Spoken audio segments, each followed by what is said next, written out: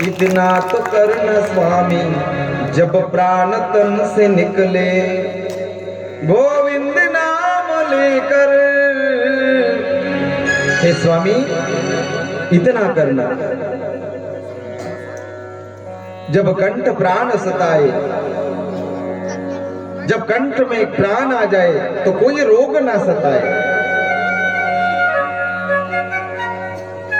हे जगदीश्वर, हे घनश्याम, हे गोविंद, हे नारायण, जब मेरे प्राण कंठ में हो तब मेरी आंखों के सामने आपकी मूर्ति हो, आपकी छवि हो, और आपकी छवि भी ऐसी हो कि होठों पे कुछ हंसी हो। भीष्माचार्य शेवटची इच्छा व्यक्त करतात महाराज। भीष्माचार्य काय म्हणतात, ज्यावेळेस माझा प्राण जाईल ना त्यावेळेस तू माझ्या डोळ्यासमोर असावा, पवित्र गंगेचा किनारा असावा, वटवृक्षाखाली त्या ठिकाणी तू समोर असावास, माझ्या नजरेच्या समोर असावास, तुझ्या चेहऱ्यावर हसू असावं। होठों पे कुछ हंसी हो जब प्राण तन से निकले।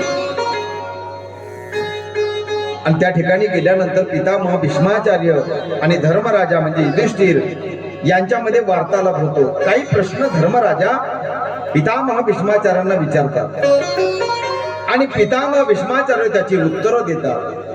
धर्मराजा विचारतो, धर्म कशाला म्हणावं? ओ धर्म सर्व धर्मानां भवतो परमो मतः, किं जपन्मुच्यते जंतुर्जन्म संसार बंधनात्। ओ धर्म सर्व धर्मानां। युधिष्ठिर धर्मराजा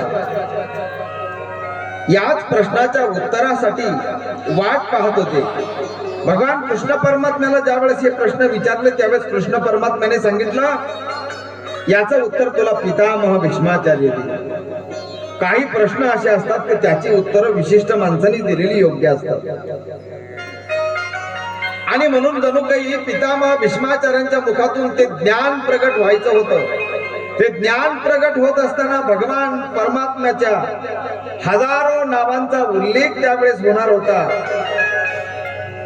या सगळ्या कृष्ण परमात्म्याच्या लीला आहेत। कृष्ण परमात्म्यानेच हा सगळा खेळ उभा केला होता। आणि कृष्ण परमात्मा आता पितामह जे बोलतायत ते हजार नामावली महाराज, ज्याला आपण काय म्हणतो विष्णू सहस्त्र नाम। ज्यांना माहित नसेल त्यांनी नीट ऐका, विष्णू सहस्त्र नाम। भगवान विष्णूचे नारायणाचे हजार नाव, आणि ही हजार नावं जी आहेत ना, या हजार नावांची नामावली हिला नाव आहे विष्णू सहस्त्र नाम। आणि हे तयार झालं कुरुक्षेत्रावर। भगवान कृष्ण परमात्मा पितामह भीष्माचार्यांना खऱ्या अर्थाने दर्शन देण्यासाठी जातात।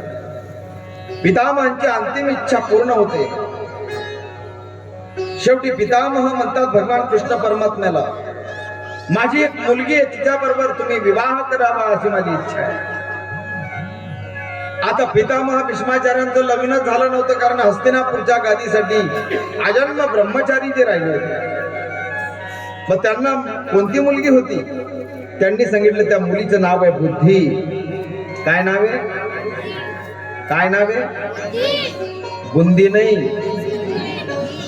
बुद्धी. काय नाव आहे? बुद्धी. या बुद्धीशी तुम्ही लग्न लावा.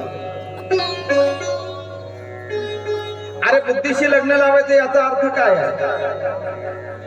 आपली जी बुद्धी आहे ना महाराज, ही बुद्धीच आपल्याला खऱ्या अर्थाने चांगलं का वाईट हे असं ठरवत असते, घडवत असते. ज्याची बुद्धी श्रेष्ठ आहे या जगामध्ये तो श्रेष्ठ आहे.